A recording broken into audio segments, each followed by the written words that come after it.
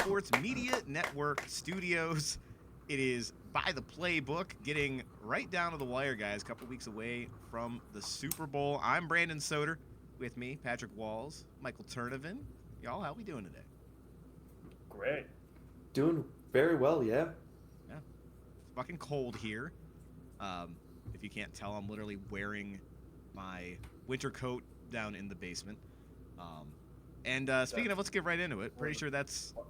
No, Go we ahead. have to address. Why are you wearing a winter I was say coat? I didn't notice you were wearing your winter coat. Because it is fucking freezing down here, dude.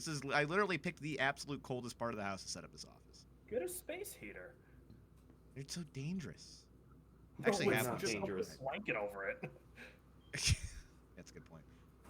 No, I got to insulate it. Now, I actually have one. I just didn't bother breaking it out because that would have been smart. Yeah, you know. Anywho, I was gonna make some kind of fun cold pun about Mike McDaniel, who let's start. We'll start off with him. Bunch of head coaching vacancies still open, including a few new ones since the last time we hopped on here, including the Steelers and the Bills. Now both looking for a coach, with Tomlin stepping down, McDermott getting fired.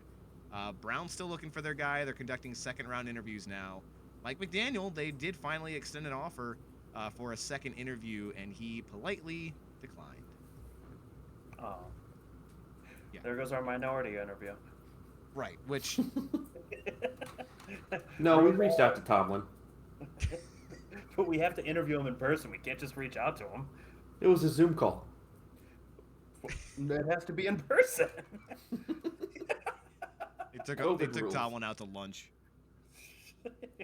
They caught him leaving a Starbucks. Dude, I hope we just interview like a ball boy, like just to make a joke of that rule, like just any random person off the street, like, yeah, we satisfied your rule. Here you go. We interviewed Deion Sanders. You know they have.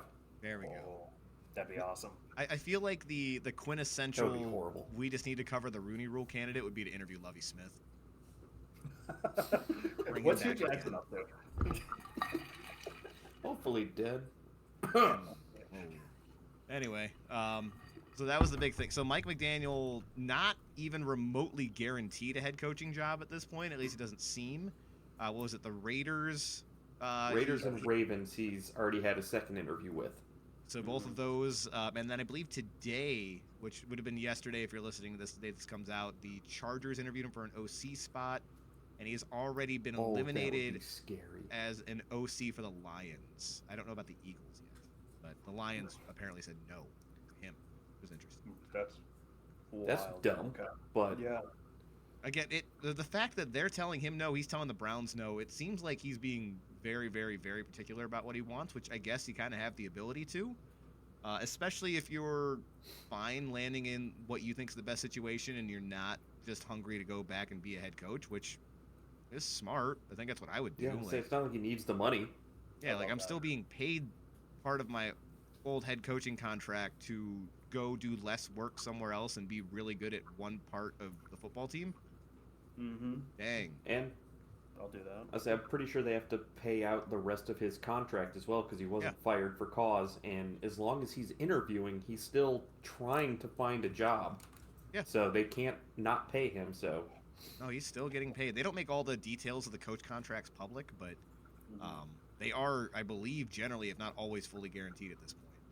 I Oh, think they yeah. have to show how much money they have to throw around when it comes to coaching. Like, we're willing to pay a guy. What are they paying him? Like $11 million or something like that? However much money it is. It's something. Yeah. yes, We'll pay him $11 million a year just for him to The go fuck away off. and try a new coach. I don't It's think it's fair. 11 million a year. No, I'm just throwing a number out there. Yeah, I don't think we know the exact number anyway. The only place where it's more egregious is college. Like, I think it was, what, $240 million worth of buyouts just this last season? That's wild. Yeah, like 50 something of it was Brian Kelly himself. Yeah. And I still love that athletic director, who I don't think is employed anymore, managing to secure the two largest buyout coaching failures in history with Brian Kelly and Jimbo Fisher at two separate schools. The best part of that whole thing was the governor saying, like, yeah, the AD's not going to have any say in the next head coach hiring. Like, why is the governor getting of involved? Louisiana. Governor. They have no or other senator issues or whatever in the Louisiana. fuck it was. But like, why are you part of this process? Maybe it's the NBA approach where they're not owners, they're governors. Maybe we just misinterpreted it the whole time.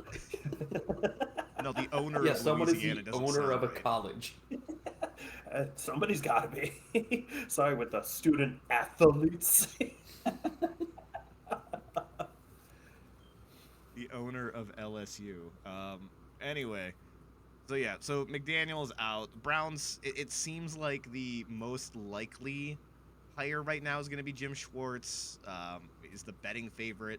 He's already gone through his second round interview. I guess it's the safe choice. I mean, we've done this where we've hired internally before and gotten a guy that the players liked, and it failed spectacularly. Yeah, but I know Jim Schwartz has Schwartz a slightly better track record than Freddie Kitchens. That's fair. And not exactly a successful head coach, though, either. With the No. Lions. But he at least was a head coach. So we have that going And for us. much more successful than Freddie Kitchens. Yeah, and I don't even think Freddie Kitchens got another OC job after that Oh. disaster. I think he went to be a tight ends coach for the Giants, and I have no idea what happened to him since then. Disaster class is what happened to him. There's nothing else to say. Yeah, I don't think we're hearing anything back on our coach. We're not deciding until we get to interview that Rams guy that I was talking His about. real name is Charles. Ooh, Charles Charles Schwartz? Frederick Charles Schwartz? Kitchens Jr. Oh. Charles Kitchens. Charles Kitchens? That sounds like a Chuck E. Cheese knockoff. That can't be real. Yeah. Charles And Kitchens. he is now... He's going to be a coach on the Clemson staff. Oh, that explains a lot. I'm confused. I'm confused. I'm dead. Hi, Dad. I don't know how to say his name, but the Rams guy that I mentioned, it's like Yeah, Nate... I'm pulling up Sean the names McVay. now. Yes. We're interviewing Sean McVay. It's like Shielhasi or something like that. Duhast. Nate Shoehouse. Whatever that guy's name is. We have a second Shielhouse. interview. Shielhouse.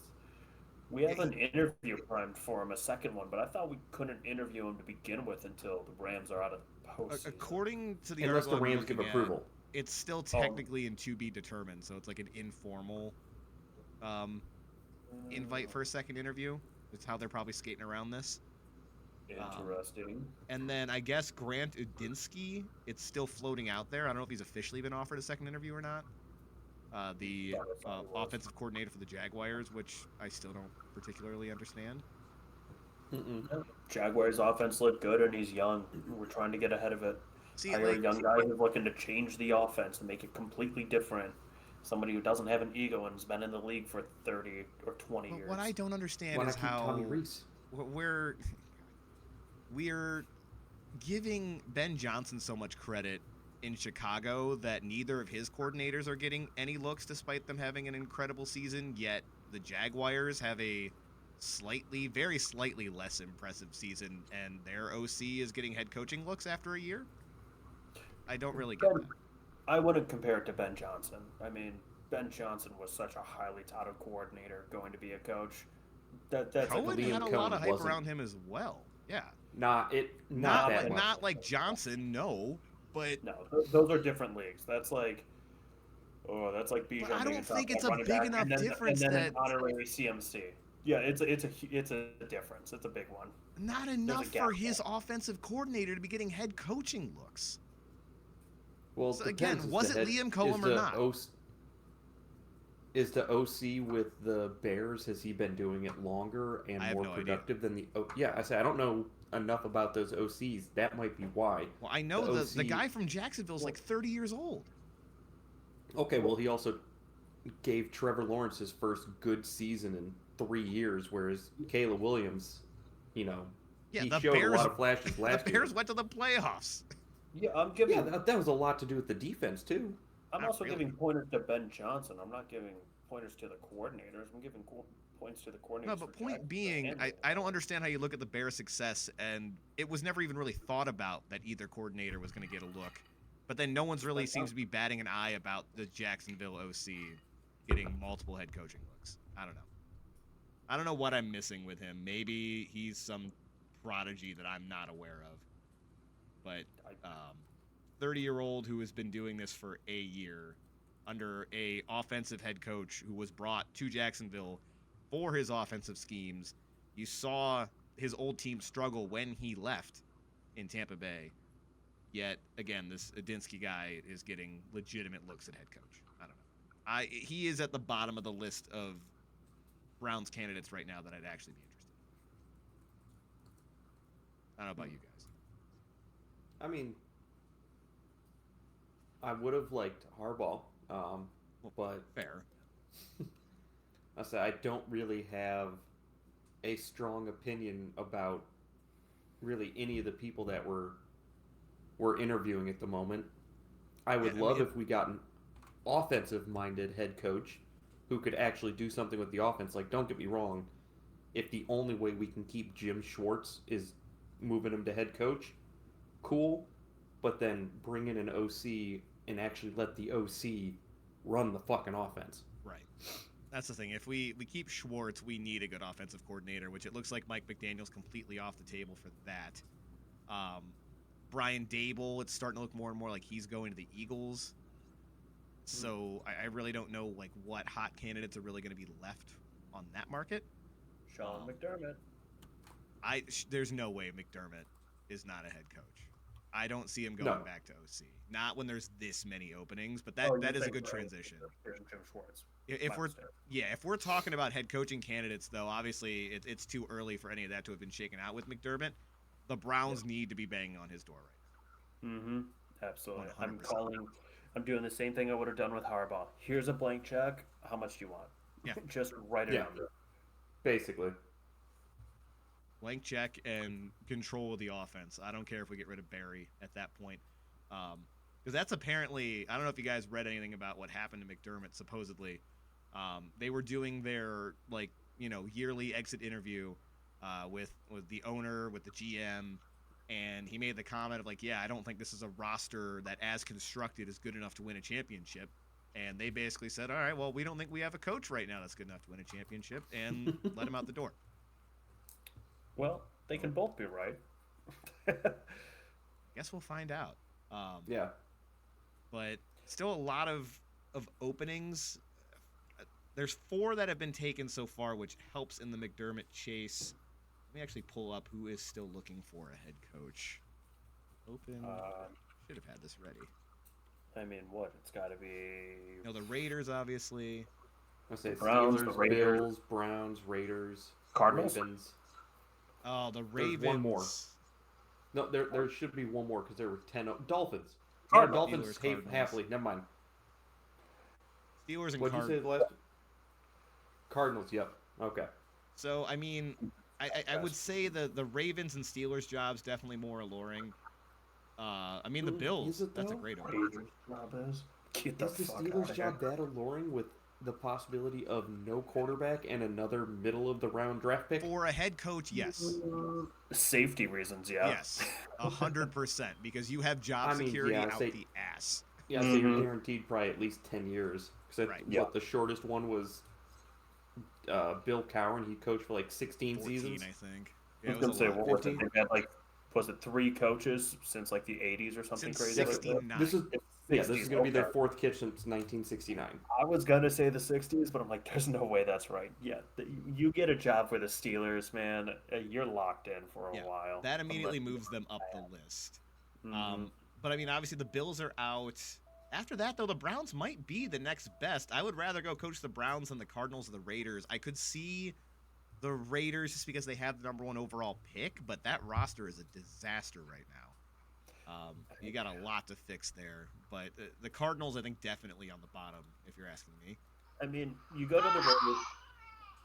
Hi, Ollie. Hello. I might be having to make a run up. Oh.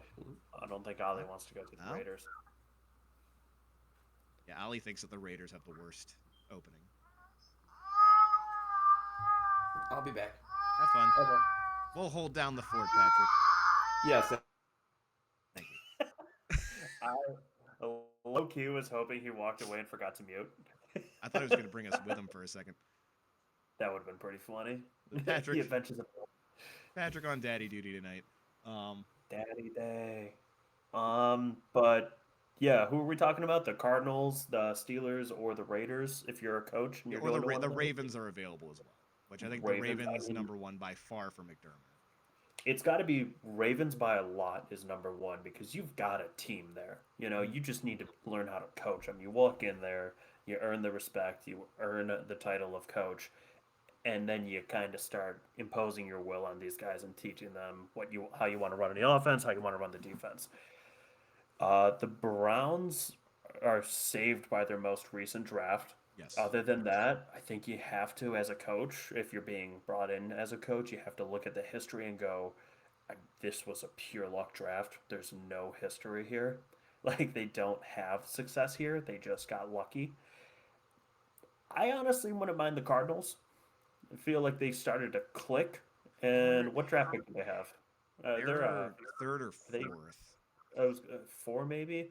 They Yeah. got a chance to get a quarterback, and if they get a Mm. quarterback, it's not going to be Mendoza. I strongly dude. This quarterback class gets so bad after Mendoza now. Dante No, Moore that- went back to school. I forgot Dante Moore went back to Yeah, school. this is not the draft Then to get never a mind. quarterback. That's Never why the mind. Cardinals is tough. You're in quarterback purgatory right now. You got to figure out what to do with Kyler.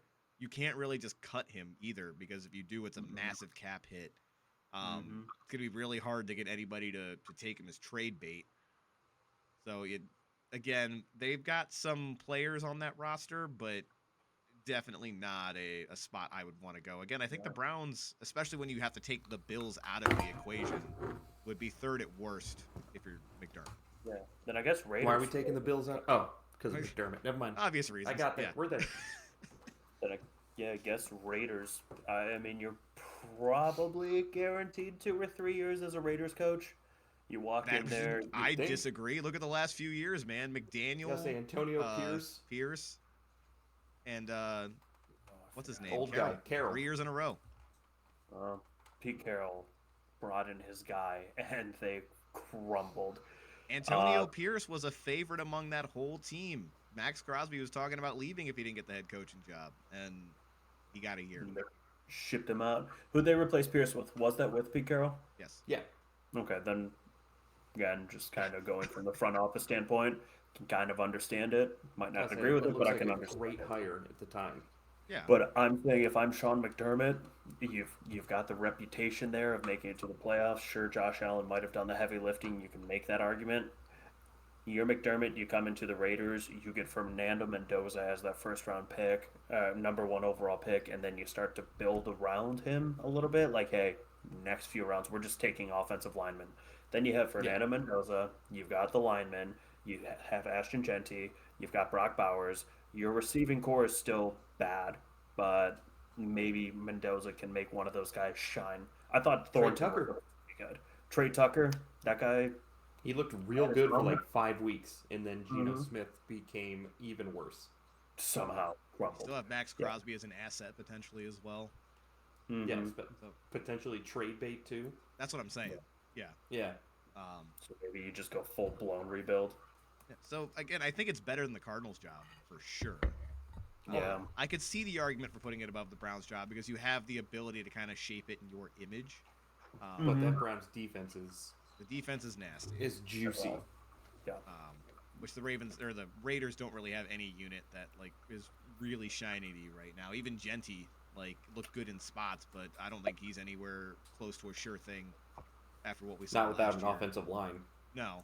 I think he was top 2 getting tackled behind the line. Yeah. Like yards gained before being like contact. I think he was number 2. Was Kane Yeah, number 1? I don't remember what week that stat was, but the fact that there was a time where he had more yards after contact than he had total yards.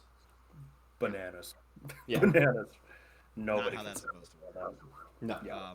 Also, the only other thing with McDermott, I'll slightly push back on, actually, in his favor, Mike. You kind of said in passing, like, oh, Josh Allen did a lot of the heavy lifting. McDermott was on that staff that drafted him, and Josh Allen coming out was not even remotely He was a sure thing. project. He was a project quarterback. We talk about all the time how if the Browns would have gotten him, he would have been run out of town within a few years because he needed to develop him, and he was not good for a few years, and he kept with it and kept going with Allen and developed him into now a top 2-3 quarterback in the league. So he definitely deserves some props for that as well. In the fourth quarter, yes. Yeah. Fourth quarter.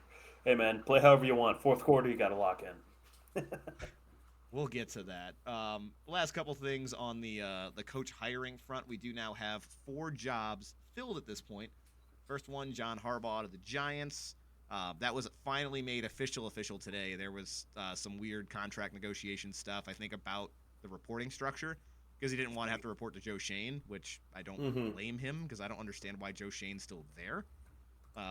It was funny, though. Like, Shane was in the contract negotiations initially, but then had to be excused the last 2 days because they were all about him. So they just sent him home.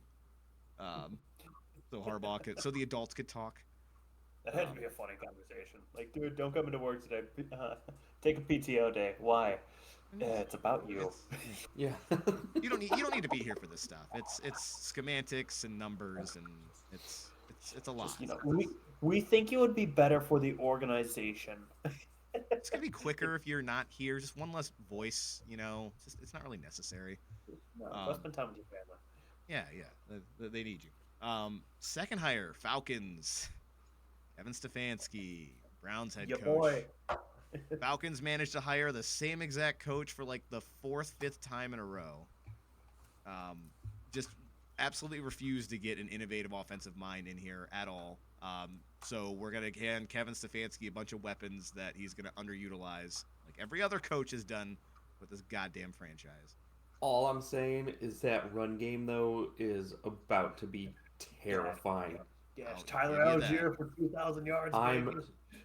That is the only reason that I am pissed about Stefanski leaving, is that we did not get Callahan back as our offensive line coach. And I will give the Falcons credit. They got Brian Callahan as the offensive line coach, and they kept Jeff Ulbrich as the defensive coordinator. And that defense really caught on with a lot of good young pieces last year. Pierce, Bowman, Watts, and Walker were all pretty incredible. But one more thing on this note, Baker Mayfield had to chime in about his old buddy now being in the division. There was a tweet that was floated out that wasn't even, directly at him. He wasn't at it or anything. But there was a reporter, Orlando Ledbetter, which sounds like a completely made-up name. Falcons' Kevin Stefanski had a dumpster fire at quarterback in Cleveland. Baker Mayfield and Deshaun Watson failed, which started a chain reaction of 11 other starters. Quarterback Shadur Sanders closed out last season with 7 starts.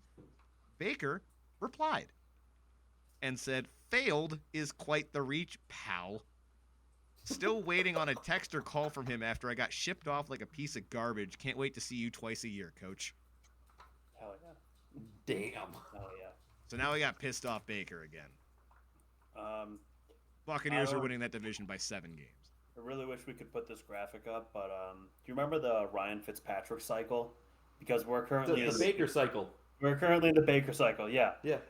The Baker Mayfield cycle. We were just in play like shit. We're now currently in criticized by media. / slowly going into the underdog mentality.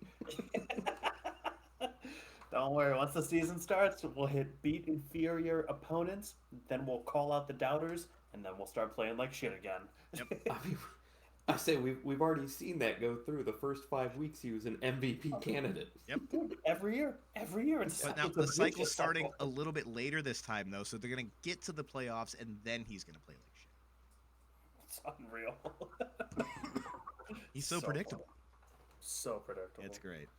Last couple of hires, Dolphins, Jeff Hafley, the defensive coordinator for the Packers, who gets credit for the team trading for Micah Parsons, I guess. Congrats. Yeah. That got you a job. And then one I really like, Titans hired Robert Salah. That kind of came out of nowhere. Bobby Salah. Speaking of feuds, there's also going to be a feud here with him and Liam Cohen. Oh, that's right. I don't know if you remember the whole thing about him calling out the Jaguars before the 49ers played them this year, but yeah. Yeah, they were fighting on the field too, if I remember right. They got into like a shouting Yeah, match. I said because Saleh called him out for stealing signs and Cohen took offense to it. So after the game, Cohen just started screaming at him. And Saleh's like, "Come on, let's fucking go." Yeah, I'm taking Salah in that one. I'm taking Salah. Sure. Okay. Bobby. Yeah, that hire again. I like the hire; it makes sense, but it felt like all the smoke was kind of pointing towards Matt Nagy. I don't even remember Saleh getting talked about for like an initial interview, but the second the Niners were eliminated, just boom, he's our coach. One interview, that's all we need. Uh, Got our guy. Well, Covers the so Rudy rule. I did a little more research into this after I saw he got hired, but he actively sought out this position at the start of the offseason and after, the Niners got Oh, eliminated. so he literally because, showed up and gave him a resume. Yeah, because he was basically, yeah.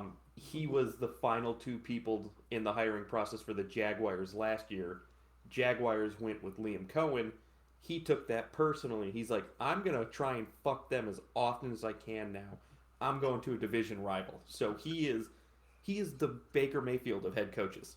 I can't wait for these games. Who would have thought that Titans Jaguars on Thursday night was going to be must-watch TV? You think they're getting a Thursday night game? You mean Sunday at 1? I feel like it's tradition. I want a good football game. Don't you put them on the Thursday night slate. Amazon Prime already got fucked their first year. Don't give them the fucking on the fourth year again. I Prime feel like Titans Jags is a fun. yearly occurrence on Thursday. We got to get one at least. I don't think the Titans have had a primetime game for at least 4 seasons at this point. It's gotta be It hasn't been. Wasn't it like 2022 that they were like a number 1 seed? Wasn't that long ago? Four seasons ago. That when Derrick Henry ran his ass off with that was Derrick Henry, Brian Tannehill, yeah, and Mike Vrabel. Yeah, that's right. Braves. And I think they lost to I think it was the Bengals in round 1 that got upset. If you want to call it that. I know they lost the first round. I don't remember who it was to. Yeah, either way. The most recent primetime game the Tennessee Titans played was during the 2021 season. They didn't even get a primetime game after the season after being a 1 seed. The NFL knew they were going to be shit. Who's their quarterback? No. Oh my god, that's hilarious. No, we need to get Russell Wilson and Matt Ryan out there. You guys aren't getting a primetime slot. They had one That's Thursday too funny. night, one Monday night in 2021. Then you also jump back to 2018. So Wow. over the last 7 years, they've had 3 primetime games. The least interesting team in the league. They are the Ohio of NFL teams. Woof. Kansas. All right. I'll give it to you. Idaho. No, they have potatoes Yeah, they're at least known for something. and a blue football field. Oh, oh yeah, that is, yeah, never mind. That's true. Yeah, That's Boise State. Boise, Idaho is the fucking capital. See, Idaho's so irrelevant, I forgot Boise was even in it. North Dakota. That fucking place is a wasteland. That might as well. They don't even have Mount Rushmore. They got No, the that's Bisons. South Dakota. Carson Wentz. Carson Wentz. Yeah, they got the Bison. Yeah. Okay. One of, 4 teams that isn't a plural mascot? Really isn't The it? Bison. Oh, breaking news. Now that we're talking about coaching, so Mike McDaniel has not accepted a head coaching position, but is expected to become the new offensive coordinator of the Chargers. Coincidentally, the meeting he had today. He literally said, I'd rather be an OC than a head coach for the Browns, which, again, I respect, because I would do the same thing. Yeah, he's a smart guy. Who wants to come to the Browns? Oh, I get to work with Justin Herbert? Darn. I'm going into that office and saying, hey, I'll be your OC if we draft a wide receiver in the first round with our first pick. I don't care about anything else. Give me a really good receiver. Give me another offensive lineman, man. One that'll stay healthy more than half the season. Nah.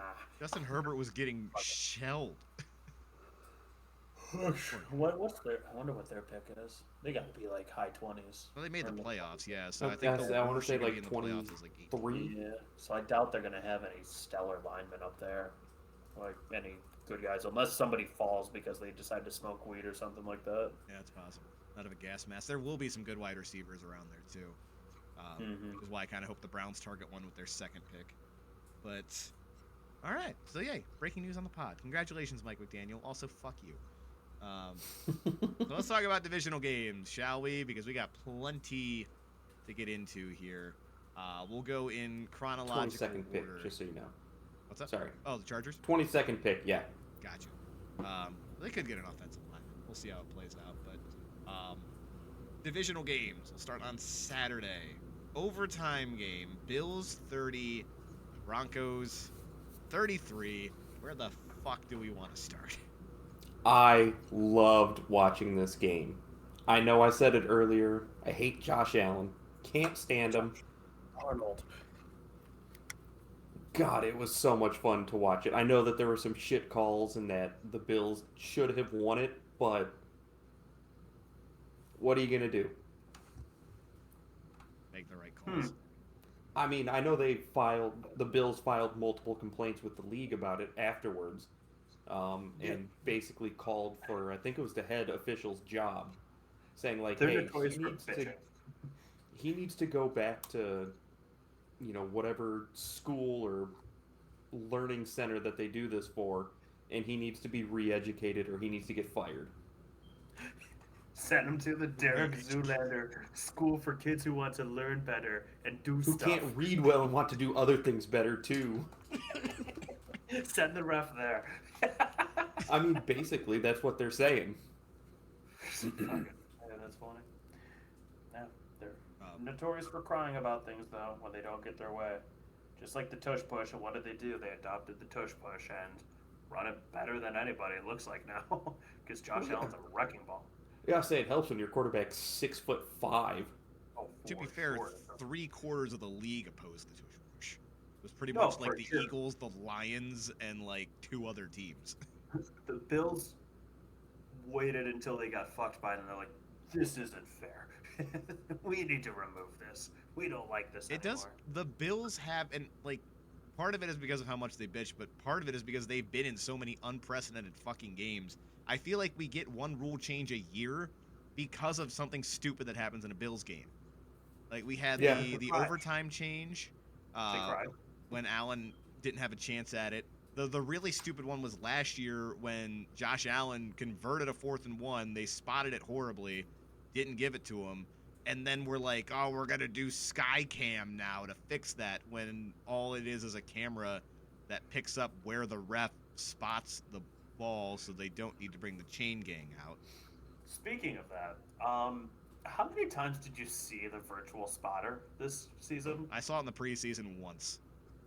Yeah. Because it's fucking stupid. It's pointless. Did they run that in the preseason and just say, fuck it? Like, this yeah, is and the they also dumbest ran thing. it on a play where it was very obviously not a first down, and they just wanted to show that they could do it. Yeah, that's it. And then I never once saw it again. I'm like, are they using it in the background and they just stopped showing us? Or did they realize this is dumber than dumb? Yeah. They Probably both. Yeah. A little bit of both. All right. I had a few issues with this game. Put a tracker in the ball. Yeah, something. They have one. There is a tracker in the ball. They just don't use it. Is there actually?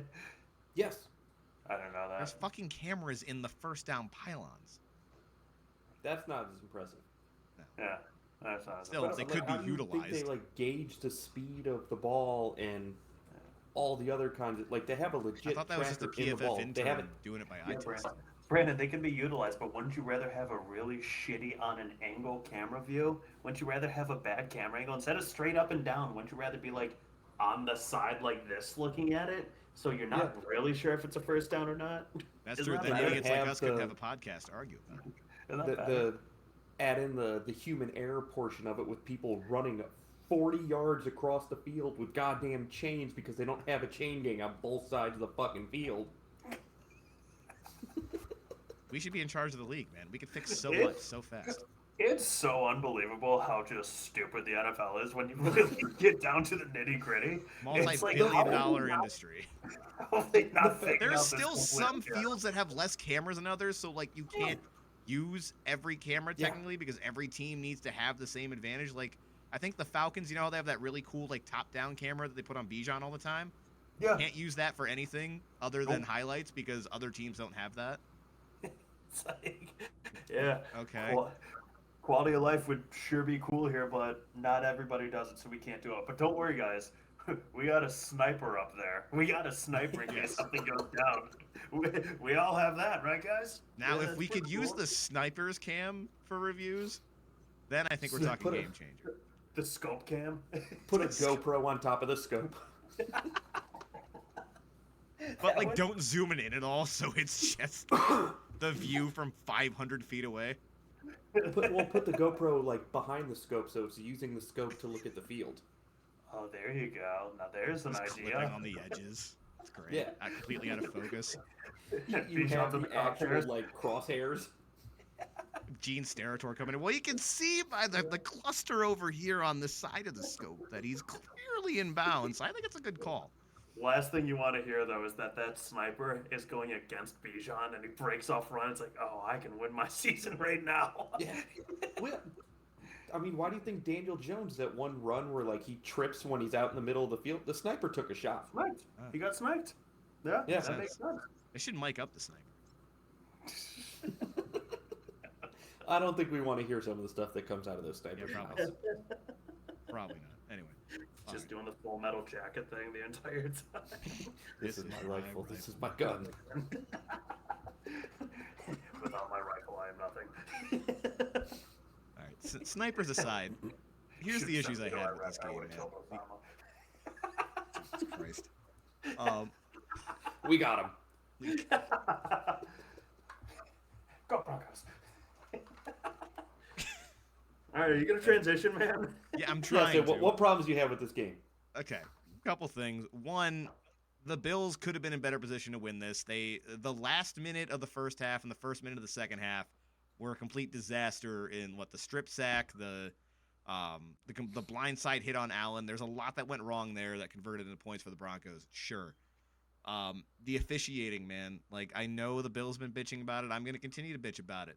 2 problems in overtime. One, whether you think that's a pick or not, how do you not look at that for more than 30 seconds? Literally just like, no, we don't want to open this can of worms, so we're just going to quickly call this an interception and pretend like nothing happened. So, first off, and then also, that was a fucking catch, because literally the next, I believe it was the next game, I think it was the Texans-Patriots game, similar situation, receiver caught it, went down, and as he's going down, someone came over and stripped the ball out of their hand. It was a catch because they were down before that fucking happened. And there's plenty of screenshots where you can look at where the cornerback for the Broncos is not ripping that ball out until after the receiver is clearly downed. And they were just like, nah, let's just go. Yeah, It's fine. Don't use next the play. screenshot as an argument. Stop right there. You're gonna lose. You every can legit. valid point. Don't use a screenshot. It's a as your screenshot argument. that would have been available if they looked at it and slowed it down, but they didn't. Dude, no. His You arms can't are not look- in there engaging when he's down. You not use screenshots to determine if a player's down or not when you're looking at a review? I use multiple, but Uh-huh. don't say if you look at these. There's multiple, my dude.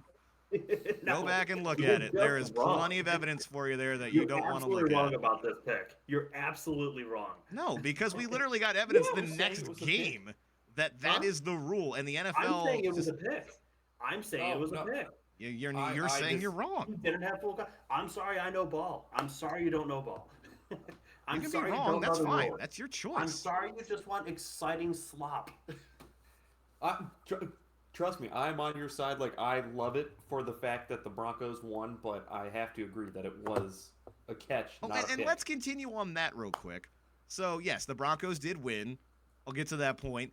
Then, when the Broncos are driving, 2, if you go by the letter of the law, pass interference calls, right? The first one, definitely. If the second one on Tre'Davious White, 100% a pass interference call, why were you not calling that all game? They let those guys play all game with contact on both sides and did not call anything until we got to overtime, and then suddenly the refs are like, I think we should really bear down on this. Yeah, the refs wanted to have an impact on the game. They Right. didn't have a big enough It's- one early on. It's the equivalent of an umpire just changing a strike zone because he wants to be more involved late in the game. Like, Yeah. the guys get used to playing a certain way, and then you just pull the rug out from under it. I mean, didn't the same thing just happen in the Natty yesterday with Indiana and Florida, or Miami, Yeah. not Florida, Yeah, whole game, no flags, and all of a sudden we're gonna start throwing You get flags. in there and you make it about you. Yeah. There's a clear trend. You let them play until you go, well, it's the end of the game. We should be calling these. But you There's a clear can't trend. do. It happens all the time in the playoffs, and you're not wrong. You can't do that, but they do it every single time. Every time. And I haven't even gotten to the worst part.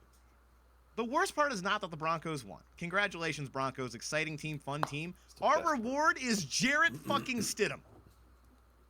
Bo Nix breaks his leg, and we get Jarrett fucking Stidham standing in the way of the Patriots going back to another Super Bowl. Thank you. To be fair, that was not in the game script. They had the Broncos winning. They could not have picked and chosen that he was going to break his ankle on the second to last play of the game.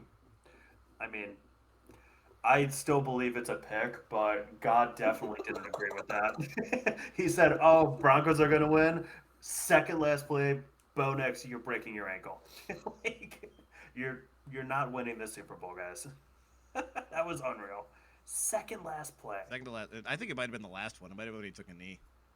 No, it was second Did it last. too hard. No, I know, but you look at that play. The crazy thing is, like, it doesn't. He gets up a little weird, but it looks like a normal and then he football looks down play. and he's like, "Oh, my foot shouldn't be pointing that way."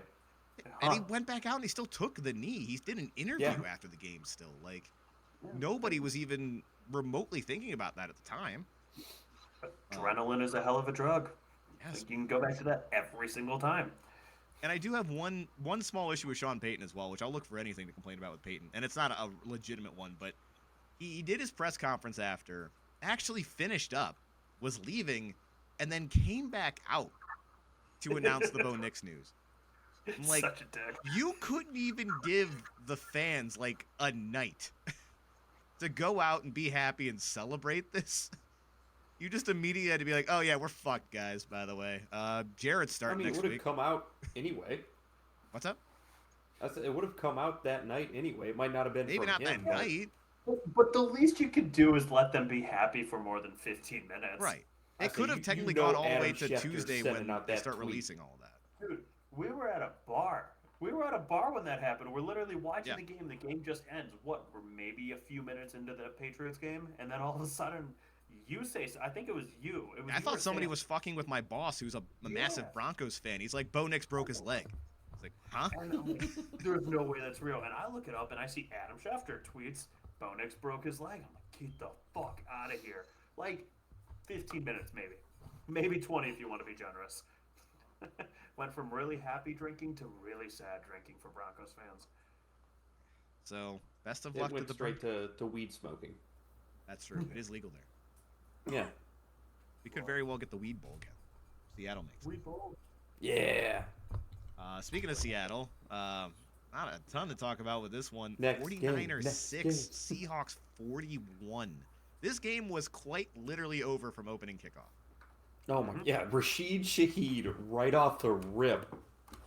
Got what a mini great beastquake midseason out of pickup. it. It was like a 2 on the Richter scale or something, but they did technically tip it. Yeah, that 7 points was all they needed, and it was nothing but Seahawks from there. They're too good of a team. Niners had too many injuries to overcome. Brock Purdy was literally doing. All he could do was get the ball out to Juszczyk and McCaffrey. McCaffrey got shut down in the actual run game. This was just a masterclass from Seattle, and it proved once again they don't even really need Sam Darnold to do anything to win a game. Mm-hmm. And it's just, it finally caught up with them, the Niners, with all those injuries constantly. McCaffrey's McCaffrey, but at some point you need somebody else out there, man. You need to be even somewhat healthy. It's amazing they made it this far to begin with, but everybody knew at some point it was going to catch up with them. Again, it was a masterclass in piecing something together here for the 49ers. It felt like their last hurrah was that game against the Eagles last week where they put everything back out there. It was a close game, but they were able to squeak that one out. Seahawks just way too talented everywhere on that team. Mm-hmm. Again, the biggest difference, and congrats Sam Darnold on his first playoff win, the biggest difference between them and that Vikings team last year is they don't need Darnold to even be serviceable. to go out and win games and to win tight games against good teams. The Niners were still objectively a good team, even with the injuries they were getting through. And again, this was never even remotely close. So again, they may have Darnold proved themselves, and if we get even a decent Darnold game these next couple of games, I think they could potentially run away with the Super Bowl. Yeah. I'll say my big thing on this is I love the fact that JSN, without having to do anything, got to shove it in whatever the fuck Diamador Lenore, the cornerback who's been talking shit all season long to him. Yeah. And JSN, without doing a whole lot, it's just like, well, fuck you guys. I love my fans. And that's his only comment to this guy shit talking. And then just to kick their ass in the playoffs. I love to see it. Yep. Kicked their ass twice in the last, 3 weeks? Yeah. On top of that. I believe the stat was under Kyle Shanahan, the 49ers have been held to under 7 points 4 times. And 2 of those have been in the last month. Jeez. To the Seahawks. I was gonna say, the first game was 13-3, and then this one 41-6. Yeah. Ass kicking. Just belt to ass. So now we get another NFC West off, as we'll talk about here in a little bit with the Rams. But that'll be a good game. I can't help but feel that the winner of that's going to win the Super Bowl. Yeah. Anyway, let's keep talking about it. This was not a fun game to watch. Texans 16, Patriots 28. CJ Stroud. He's ass. Stat line doesn't even do it credit, man. It's unbelievable. Right? It was hard to watch him at all. I don't think he had a single ball on target. It was underthrown, overthrown, too far to the left, too far to the right, in the wrong team's hands. Dude, he didn't look comfortable for a second out there. No. And it was all game. Yeah, he 42% completion percentage, 212 yards, 1 touchdown, 4 picks. Yeah. And as mentioned, does not do it credit. That should have been at least 7 or 8 picks. Yes. It was so bad. And that's not an exaggeration. Like, receivers were having a hard time catching the ball for both teams because of the snow and everything. Same thing with the corners. Like, so many opportunities slipped out of the hands of the Patriots. Especially for someone that's in their 3rd year, I have never seen a quarterback look so lost on a stage like this. To have been able to come this far, to be good enough to get to the playoffs, and just look like you've never seen a football before. Yes, he's been in the playoffs all 3 years. Offensive Rookie of the Year. Almost MVP that year. He was getting legitimate MVP consideration his rookie year. Took his, sophomore slump season. Everyone thought this is the year that he's going to finally put everything together. And then they won a playoff game. Honestly, without Davis Mills, they don't make the playoffs probably. Yeah, he sparked him in the middle of the year. Yes, I think he won 3 games for him. And then CJ came back to do just enough to keep them afloat. I think they won 12 in a row, 13 in a row. That sparked. I thought it was 9 in a row. It was a run, for sure. They were the hottest team kind of coming into the playoffs. Yeah, but I know Davis Mills came in and carried that team for a decent amount, and he was able to do what C.J. Stroud failed to do this game, keep the ball out of the other team's hands. And don't get me wrong, C.J. should have had 7 or 8 picks, but we also can't take away the fact that Drake May also looked like shit. Drake May has not looked great in these playoffs so far. 5 sacks, 1 pick, 4 fumbles, 2 of them lost. He also should have had 6 turnovers. That's fair. And he's played 2 very good defenses in the playoffs so far, but he is the Chargers are still a good defense. Not like the Texans, but still a good defense. But yeah, he has not looked anything like MVP level Drake May that we had kind of seen throughout the year. And it's not going to get any easier this week. Maybe with, again, Jarrett Stidham, you might get enough cracks at it to where he eventually is going to break through the Broncos defense. But it's time to put up or shut up, Drake. I mean, Drake May has to score 17 points and they're going to win. That's all he has to do. Yeah, say Jarrett Stidham. Again, I'll get into it later, but Stidham is not known for being a good quarterback. No. Mm-hmm. So the Patriots defense can do what they did against the Texans and just keep them off the board. Drake May's not going to have to do a whole lot. Mm-hmm. No, but just back on CJ Stroud. I mean, I'm the biggest hater of CJ Stroud. I think he's a fraud, but that was one of the worst things I've ever watched. That was I'm a really bad. defender of CJ Stroud. Me and you argue about this shit, and I was texting you how bad this was going. And I texted you guys about it. I'm really starting to wonder, like, is it that offensive line that's notoriously bad that just has him so rattled and so uncomfortable back there? Yeah. 'Cause, I mean, it is a. I made the comparison to Justin Fields when he was with the Bears and how Justin Fields' career completely derailed. Any chance or any hope that guy had was out the window because I think he's mentally broken. And I'm starting to think CJ Stroud is going down that same path as well. I don't know if the league has really figured him out. I don't really know what there is to figure out about him. He's just a guy playing quarterback. I don't know what his specialty is. Yeah, say he's not like Baker where it's like, oh, play action, roll out to the right, throw to the left side of the field type of shit that he does all the time. Or Jared Goff, pressure him and he crumbles. Yeah. Which Jared Goff is an extreme of that because seriously, you give him any pressure and he collapses. Most quarterbacks you can pressure, they won't play well, but Jared Goff. But CJ Stroud, I know like his rookie year, people always go back and they're like, oh, the receivers were wide open when he was playing. He had so much help with Nico Collins. I think Tank Dell. He had more help last year. That's what I was getting to. He had more help last year. And this year was shaky. He was decent in the regular season. He had 8 picks in the regular season.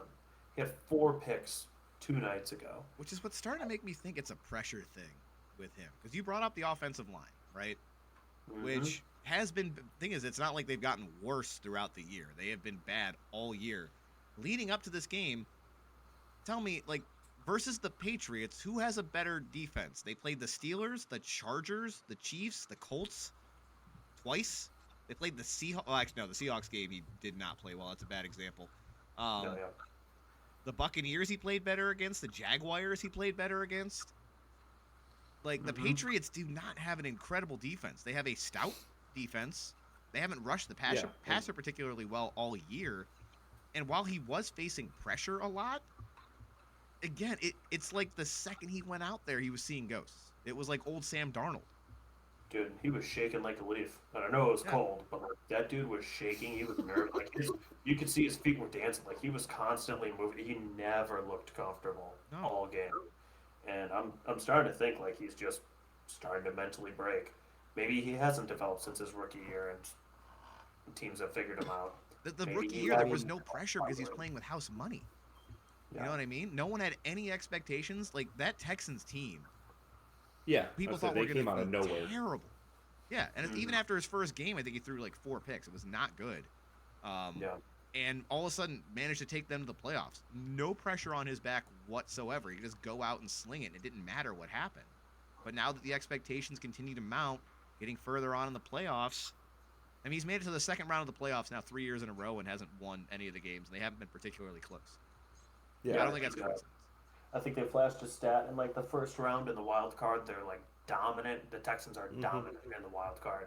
The second round of the playoffs, they crumble every year. Yeah. I say what's crazy is I'm looking at his stats year over year, and I know we talked about how bad his offensive line was.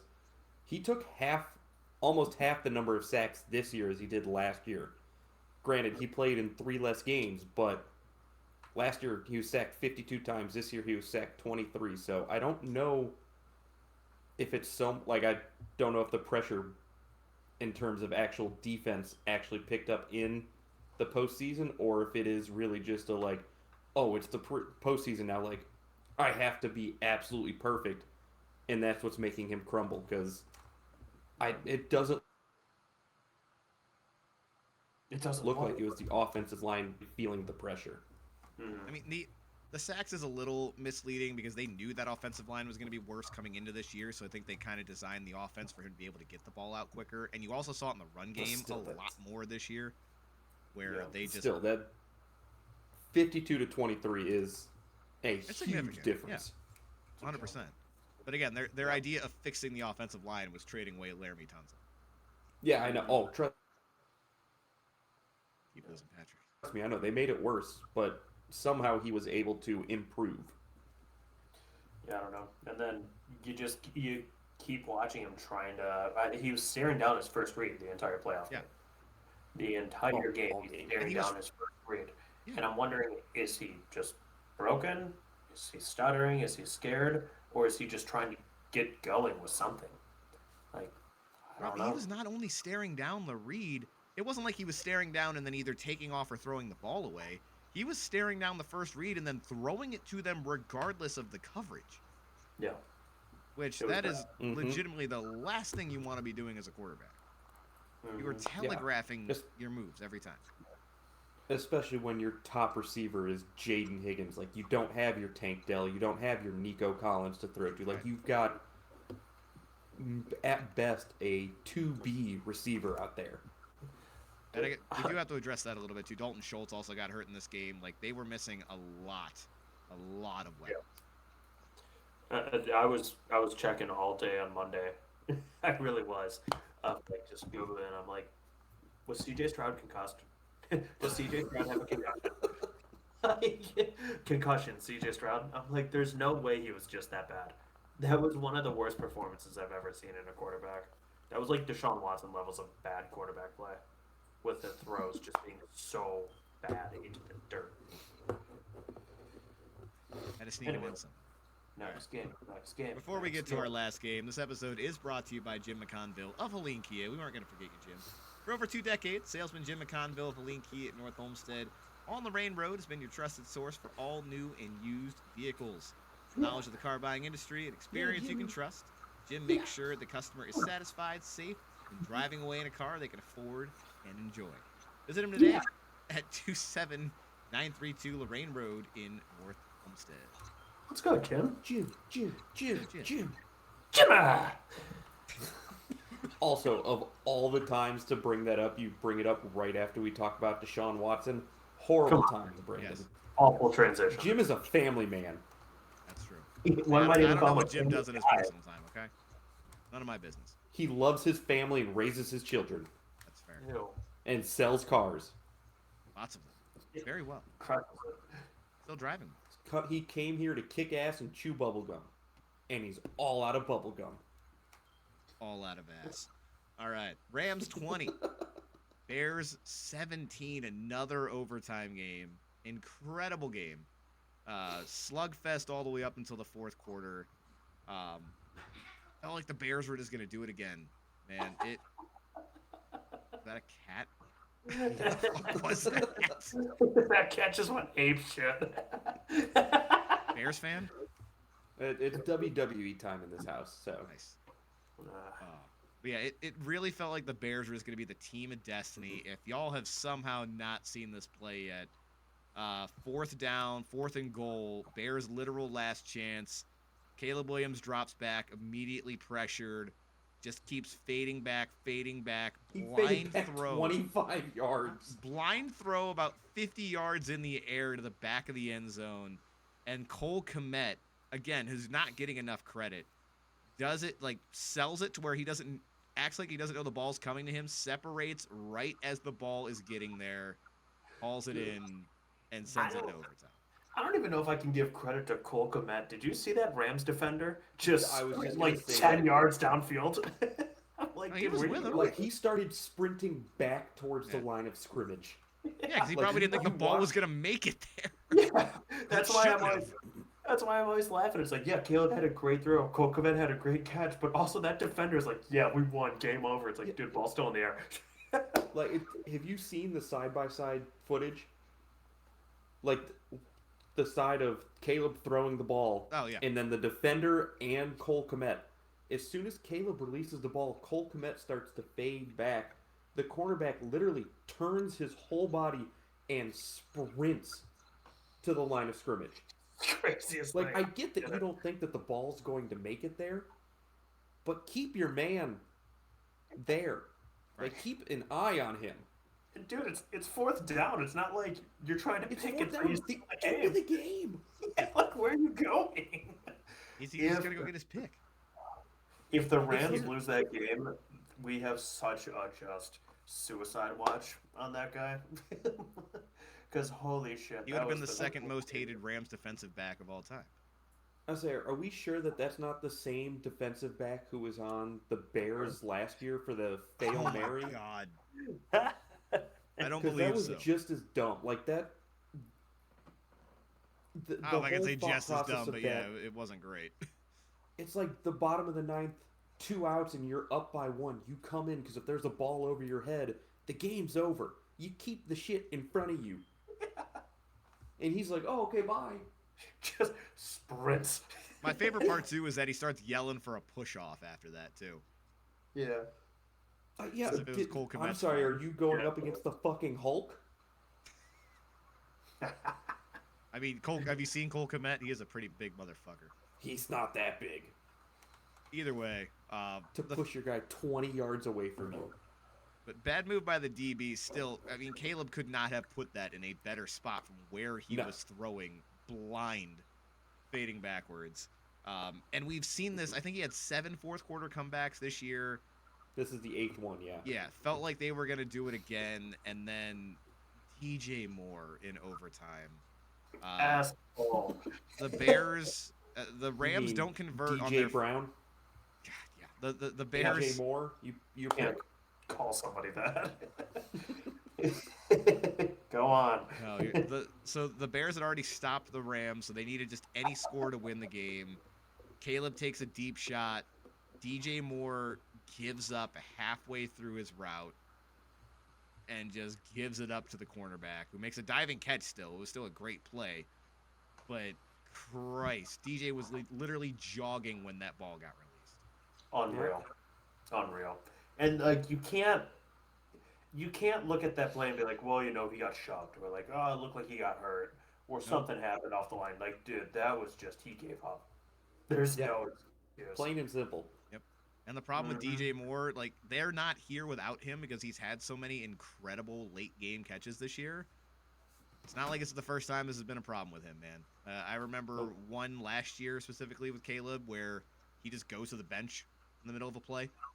Yeah, I forgot about that one. Wasn't he hurt? No, I thought he was hurt that time. He came You're back out talking where he after, You're talking about where he just walked to the sideline, right? Yeah. while the Like, play was didn't even happening. jog it? Yeah, it was after the ball was snapped and before the play was dead. Yes. I thought he got hurt. He just left the field. If he did, he came back out the next drive. So At least stay on the field. get right. He was Pretend. tired. Yeah. Either way, I mean, DJ's had attitude problems though before. It looked like winning had kind of cleared a lot of that up, but man, I just don't know how you give up on any routes when you're in overtime with the chance of the NFC Championship on the line. Yeah, I said legitimately, the game is on the line. You guys, all you have to do is get in field goal range and you win. That's it. And it's not like you shouldn't have trust in your quarterback at this point. You know Caleb has the ability to get the ball down there. It's not like a slugfest game where you've got, like, again, C.J. Stroud or geriatric Aaron Rodgers out there where you don't think the ball is going to get that deep. Like, no, Yeah. Caleb can fucking sling it. He's already done it multiple times that game. Just I absolutely. said he did it 5 minutes prior. Right. While running backwards. That throw was crazy. But again, shout out to the Rams. Still a very good team. Matthew Stafford did just enough to get it done. Kyron Williams had himself a good game as well. It looked like they struggled with the weather a little bit, which they're not going to have to really worry about as much going forward. They got Seattle, and then I think San Francisco's hosting the Super Bowl if they were to make it that far. Yeah, Levi I'm fairly Stadium. certain. So that's not going to be a problem. But the team really did look a step slower because of the snow. Like everybody. Kyron, Puka especially, didn't seem like he was his normal self. There was, again, still enough talent on that team to get it done, but I think they survived kind of worst case scenario having to play in Chicago when it's negative 15 out. Yes. All right. Yeah. I don't. Next game. It was cold. You're right. Grizzly Adams did have a beard. All right. Well, let's finish it up, boys. So 2 playoff matches. We have 3 football games left. College is also done. Again, congratulations to Indiana for winning the college national championship last night. But first up, we got Patriots at Broncos. Mike, I will start with you. I'm taking the Broncos. And I should also... I feel like you guys are going to take the Patriots, that's why. Jesus Christ, okay. Anyway, what I was going to say before we started this, and I apologize. So we didn't do a podcast last week. I was sick. Other things were going on. But somehow, after 2 more weeks of this, Mike still has a 2-game lead, and me and Patrick are tied. Still. Yeah. We were tied going into the playoffs, which is the only reason we're even doing this in the playoffs. And we're tied. No one mentioned, or what Brandon didn't mention, is he went a perfect 6 for 6 in the wild card round. He picked every game correctly. And we're still here. And then I'm assuming his mind was just like, well, it doesn't matter what I do. I've got this locked up. And he just shit the bed and went 1 for 3 in the divisional round. Seahawks was the only game I got right. Yeah. That's crazy. Uh-oh. That's wild. Patrick, quick. Patriots, Broncos. I don't know. This is one of the things I was going to talk about. First off, the Patriots have a history of poor performances against backup quarterbacks. It's true. Nick Also, Foles so kindly pointed that out on Twitter. Yeah, that was great. I love that. But that's what got me looking into this. Backup quarterbacks in their first game after replacing the starter cover the spread 53% of the time, which obviously, if you're betting is great odds. Again, it is Jarrett Stidham. I think I'm going to go the Broncos as well with Mike. Wow. Go Broncos. I think he's going to do just enough to keep them in it, and the Broncos are going to stymie Drake May just like the Texans did. So you guys have no idea how much I want you to be right, and I'll gladly exchange that for missing this pick, but I don't know how you don't take the Patriots. I got to see it before I'm taking Jarrett Stidham. That's fine. Jarrett You Stidham. can be wrong. That's totally fine. Patrick, we'll start with you just in case Ollie decides the show is ending. Rams at Seahawks. I say Kalen's got him, so we're good. Actually, he went back down on his own, so we're good. Yeah. Good job. This one is a little bit tougher. This is another fun fact I have, but this is their 3rd matchup this year. Total number of points scored is 58-57 in favor of the Seahawks. Total number of yards is 830 to 829 in favor of the Rams. So these 2 games could not have been closer. Pick a tie, you and coward. more evenly matched. I'm not going with the fucking tie. Coward.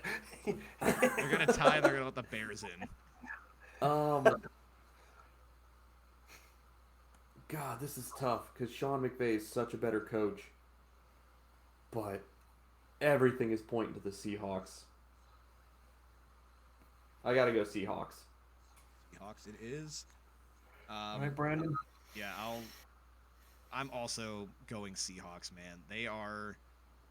There's just too much talent on this team. Like, too many things working well to where I feel like 2 or 3 units cannot play as well, and they're still going to find a way to win. Sam Darnold was the biggest question mark coming into this. I feel like he can go out and throw 3 picks, and they can still win the game. So, give me the Hawks.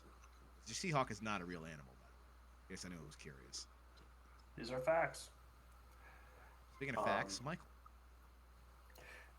I'm only taking them to be different, but give me the Rams. Oh, Rams. So for the record, like if it wasn't you just being different, you do think the Seahawks would win? Yeah, absolutely. I think the same thing about the Patriots, too. I think the Patriots will win. I thought both of you guys were going to take the Patriots, so I took the Broncos. We're all going to end up tying at the end of this, aren't we? Well, no, you and I technically cannot tie anymore, Brandon. Unless we pick the same for the Super Bowl.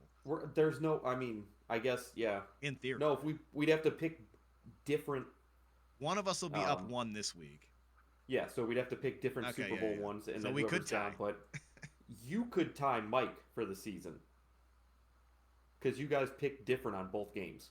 That's true. Mike and I picked the same on one. So All right. Well, stay tuned, everybody, for the yeah, exciting I say conclusion. it's coming down to the wire.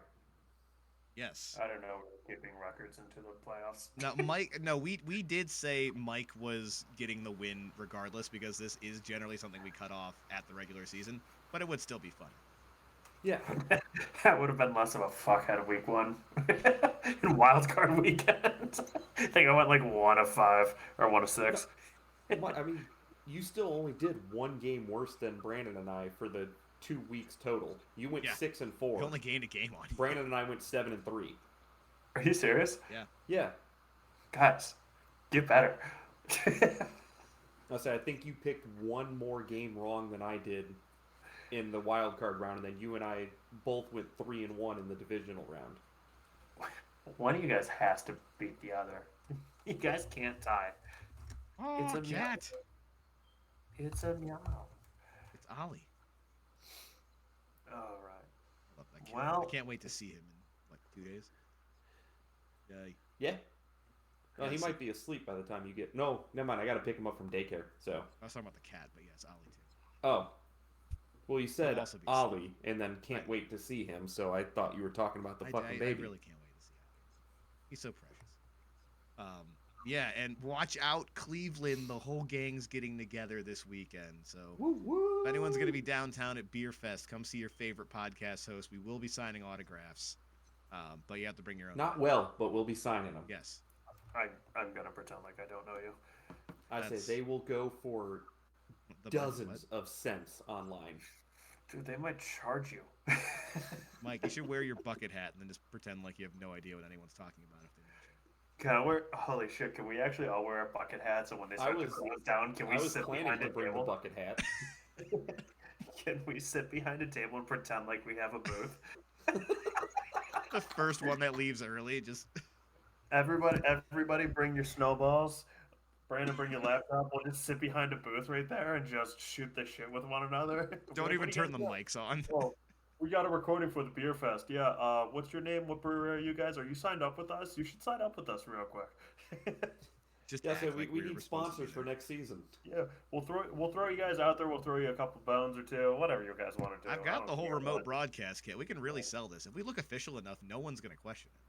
Yes, I'm sure our fiancés and wives would be real excited about us doing that. I mean, our groupies.